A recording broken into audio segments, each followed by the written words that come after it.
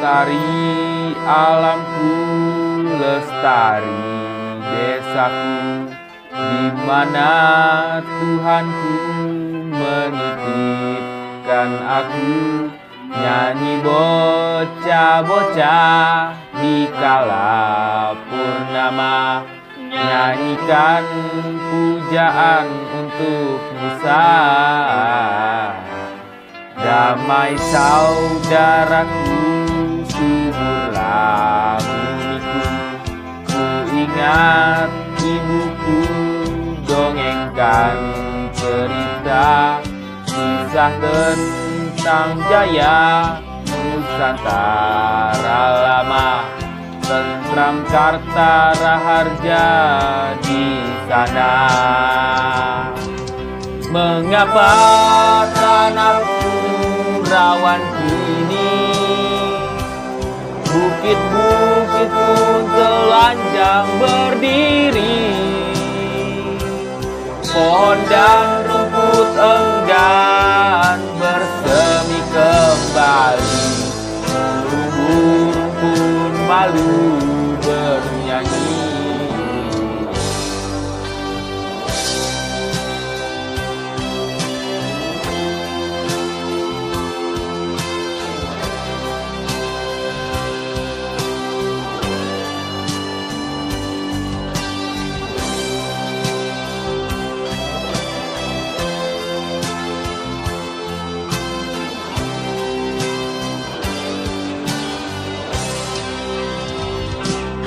Ku ingin bukitku hijau kembali, semak rumput pun tak sabar menanti.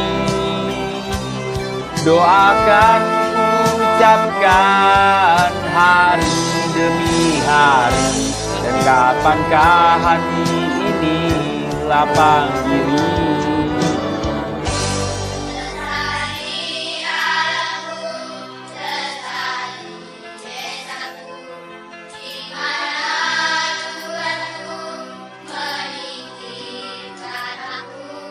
Nyanyi bocah-bocah di kala purnama, nyanyikan pujaan untuk Musa.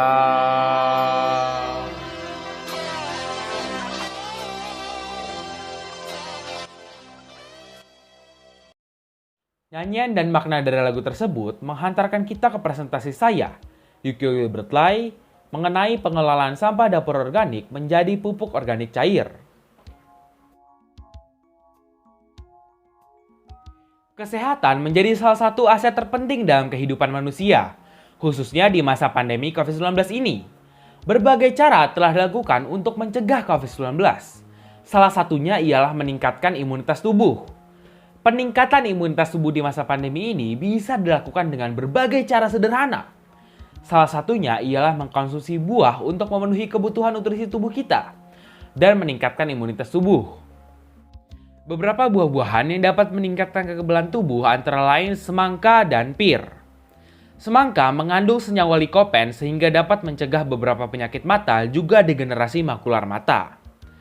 Pir juga dapat menjaga kesehatan tubuh dengan adanya antioksidan untuk menurunkan resiko terjadinya beberapa penyakit, yaitu diabetes dan beberapa penyakit jantung, serta mencegah radikal bebas. Namun, seringkali setelah mengkonsumsi buah-buahan, sampah buah tidak dikelola dengan baik, sehingga menimbulkan berbagai macam permasalahan, mulai dari bau tidak sedap, kemudian merangsang peningkatan perkembangbiakan hewan pengerat. Hal ini menyebabkan peningkatan penularan beberapa penyakit, antara lain tifus, diare, hingga DBD. Bahkan hingga 2019 tercatat ada 57% sampah organik dari seluruh komposisi sampah di Indonesia. Menurut SIPSN. Data ini membuktikan bahwa sampah organik perlu untuk dikelola lebih baik lagi untuk mencegah berbagai dampak yang akan terjadi. Pengelolaan sampah organik dengan baik dan benar tentunya dapat memberikan dampak baik bagi kehidupan masyarakat hingga menambah nilai guna dari sampah organik itu sendiri. Dan memberitahu masyarakat cara mengelola serta membuatnya, yang nantinya berguna untuk kesehatan lingkungan, serta membuka peluang ekonomi bagi masyarakat untuk menjual POC. dan membuka lapangan kerja sehingga masyarakat lebih mudah untuk memenuhi kebutuhan ekonomi. Hal-hal inilah yang melatar belakangi percobaan berjudul Percobaan Pembuatan Pupuk Organik Cair. Percobaan ini sendiri bertujuan untuk menjawab beberapa masalah dan membuktikan beberapa hal selama proses pembuatan. Antara lain, 1. Apakah E4 dan molase dapat mempercepat proses fermentasi? 2. Apakah nilai C, N sampah buah dapat mempengaruhi proses fermentasi? 3. Apakah yang akan terjadi apabila buah tidak dihaluskan dalam pembuatan pupuk organik cair? Sebelum mengetahui lebih, kita tentunya perlu untuk mengetahui pengertian dari POC itu sendiri, agar nantinya dapat diberitahukan ke masyarakat dan mengurangi dampak negatif dari pengelolaan sampah organik yang kurang baik. Pupuk organik cair adalah pupuk yang dibuat dari penguraian bahan-bahan organik menjadi rangkaian yang lebih sederhana sehingga berguna untuk kesuburan tanah dan tanaman.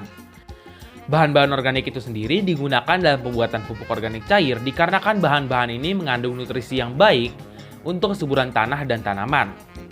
Dalam proses pembuatan pupuk organik cair, bahan-bahan organik akan melalui proses fermentasi atau penguraian bahan organik menjadi rangkaian yang lebih sederhana secara semi anaerob oleh bioaktivator seperti E4 yang mengandung bakteri asam laktat, jamur fermentasi, ragi, dan bakteri fotosintetik. Bakteri asam laktat dalam E4 berfungsi untuk mempercepat penguraian bahan organik dan menekan pertumbuhan patogen dengan asam laktat yang dihasilkan. E4 dalam kandungan POC juga mengandung asam amino yang mampu meningkatkan jumlah klorofil, sehingga proses fotosintesis akan meningkat dan buah yang dihasilkan dari tanaman akan lebih subur. Dalam menguraikan bahan organik, molase juga turut membantu dalam proses penguraian dengan memberikan makanan untuk bakteri E4. Pada proses fermentasi pupuk organik cair, bahan-bahan organik tentunya akan mengalami pembusukan. Nutrisi-nutrisi bahan organik akan terurai dan tercampur dengan E4 sehingga nantinya berguna untuk kesuburan tanah dan tanaman. Selain itu, POC juga bermanfaat untuk meningkatkan aktivitas biologis dalam tanah sehingga memperbaiki tekstur juga kepadatan tanah. POC juga mengandung bakteri saprofit yang dapat menguraikan sisa-sisa tumbuhan, organisme, dan lainnya sehingga membuat tanah lebih subur. Dalam proses pembuatan pupuk organik cair, tentunya perlu menggunakan metode yang baik dan benar, yaitu dengan observasi eksperimental pada buah yang membusuk untuk dilanjutkan ke tahap fermentasi, dengan beberapa bahan yang mempercepat proses fermentasi selama beberapa minggu, sampai proses fermentasi pupuk organik cair selesai. Pembuatan POC juga memerlukan beberapa alat dan bahan serta prosedur yang rapih. Alat dan bahannya ialah alat 1. Toples 5 liter 2. Selang timbang atau selang akuarium sekitar 35 cm. 3. Blender atau mixer. 4. Obeng atau gunting. 5. Botol dengan volume kurang lebih 1 liter. Untuk menghitung volume botol, kita bisa menggunakan rumus volume tabung. Anggaplah botol yang digunakan adalah tabung beraturan. Tabung ini memiliki tinggi sebesar 23 cm dan diameter 8 cm. Dengan rumus volume tabung, yaitu Pi(R²T), kita akan mendapatkan volume tabung sebesar 1155,52 cm3 dan 7 saringan. Bahan 1. Sampah dapur organik seperti kulit semangka, kulit pepaya, sampah pir, dan kulit jeruk. 2. 50 ml E4. 3. 50 ml gula merah cair sebagai molase. 4. 1 liter air. Langkah-langkah membuat POC antara lain: 1. Melubangi tutup toples menggunakan gunting atau obeng sesuai dengan diameter selang timbang. 2. Mengumpulkan sekitar 3/4 sampah dapur organik dari ukuran toples. Sebelum dimasukkan ke dalam toples, sebaiknya sampah dihaluskan terlebih dahulu menggunakan blender. 3. Sebelum memasukkan sampah ke dalam toples, siapkan air tanah terlebih dahulu lalu masukkan keduanya. 4. Masukkan E4 dan molase ke dalam kumpulan sampah dengan perbandingan 1:1. 5. Setelah diaduk, masukkan selang timbang ke dalam lubang tutup toples. 6. Menutup toples dengan tutup toples. Masukkan selang timbang ke dalam lubang dengan tidak menyentuh kumpulan sampah di dalam toples. 7. Setelah proses fermentasi selesai selama kurang lebih 2-4 minggu, bukalah tutup toples. Saringlah air dari kumpulan sampah dengan saringan. 8. Pupuk organik cair siap untuk digunakan. Langkah-langkah penggunaan pupuk organik cair antara lain: 1. Campurkan pupuk organik cair dan air tanah dengan perbandingan sebesar 10:1 atau 10 ml pupuk organik cair sama dengan 1 liter air. 2. Setelah dicampurkan secara merata dengan perbandingan tersebut, tuangkan ke sekitar bagian tanaman atau tuangkan ke dalam tanah dari tanaman tersebut. Selama beberapa waktu, saya juga telah melakukan percobaan untuk membuat POC dengan waktu fermentasi minimum, yaitu kurang lebih 3 minggu. Berikut adalah data pengamatannya yang meliputi perubahan pada warna, bau, volume, dan permukaan sampah.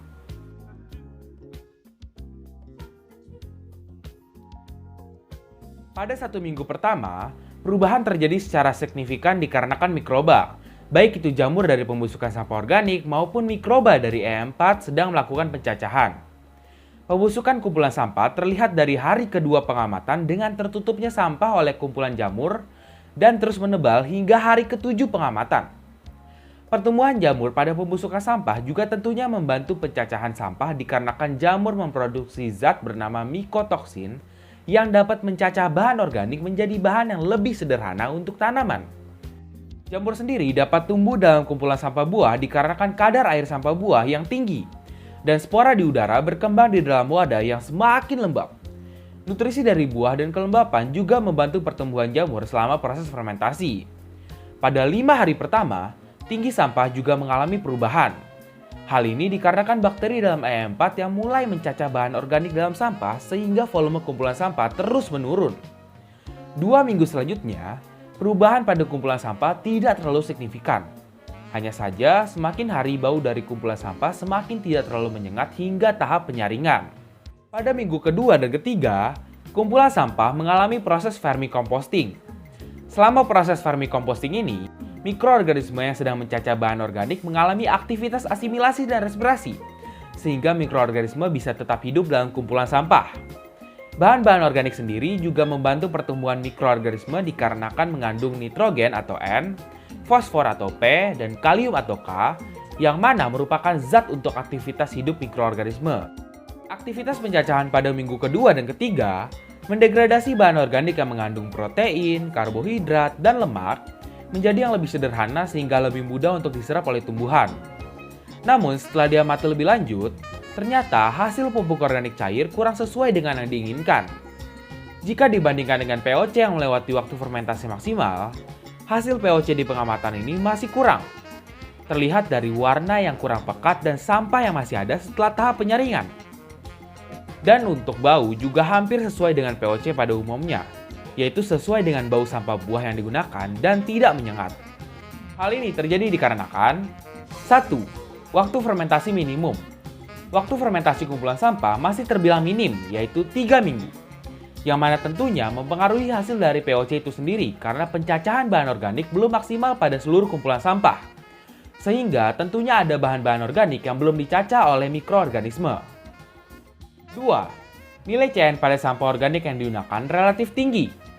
Umumnya, sampah buah mengandung nilai CN yang cukup tinggi, yaitu 20-49 dan dengan rata-rata 49. Nilai CN juga tentunya mempengaruhi proses fermentasi. Dikarenakan semakin rendahnya nilai CN, proses fermentasi akan lebih cepat. Berbanding terbalik dengan nilai CN pada sampah buah yang relatif tinggi, dan menyebabkan proses fermentasi sampah lebih lama. Mikroba dalam kumpulan sampah mencacah senyawa karbon atau C sebagai sumber energi dan nitrogen atau N untuk sintesis protein. Setelah POC melalui tahap penyaringan, POC dimasukkan ke dalam botol berukuran 1 liter untuk tahap pengemasan. Tahap pengemasan dilakukan dengan menempelkan stiker logo PAT SMP Gita Bangsa dan stiker komposisi produk. Stiker komposisi produk sendiri dibuat di aplikasi desain yaitu Canva. Lalu kedua stiker ditempelkan di depan botol dan di belakang botol dengan posisi tengah. Seperti ini. Berdasarkan pengamatan POC yang telah dilakukan selama beberapa waktu, dapat disimpulkan bahwa 1.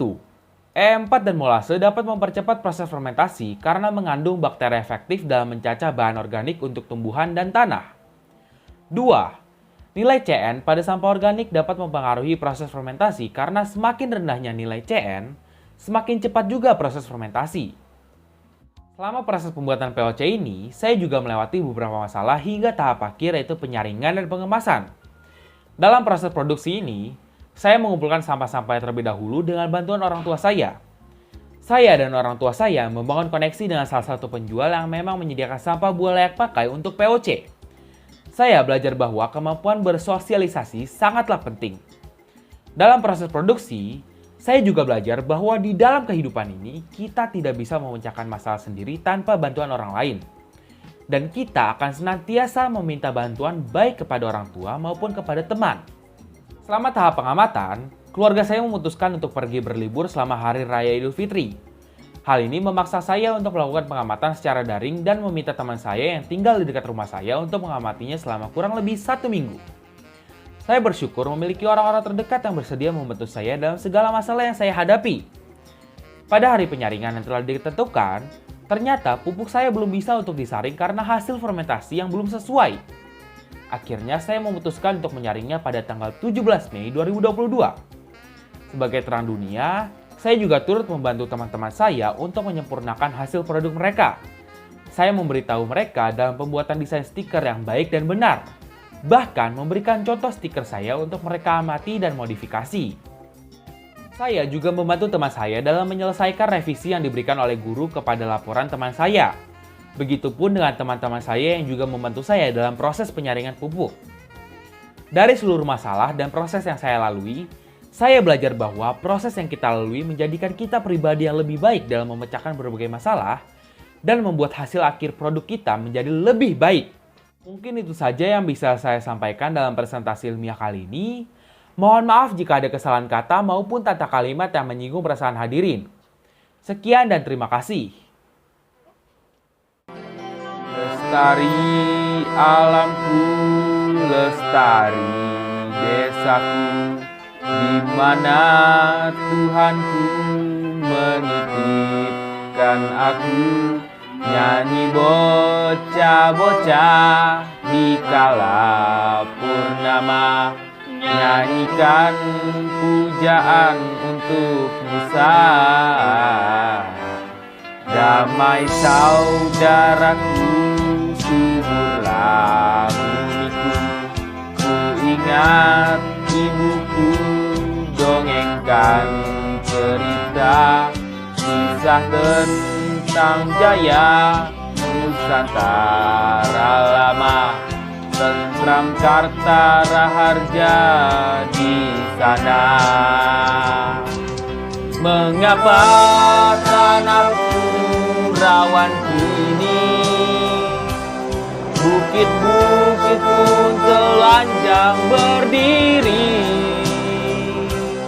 pohon dan rumput enggan bersemi kembali, burung-burung pun malu bernyanyi.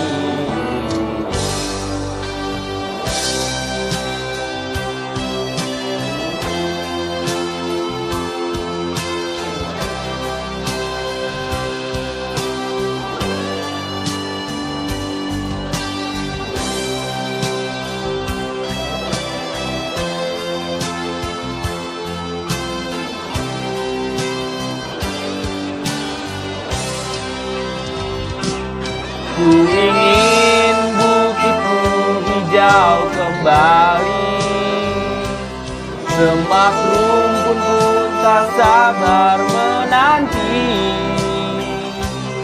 Doakan ucapkan hari demi hari, dan kapankah hati ini lapang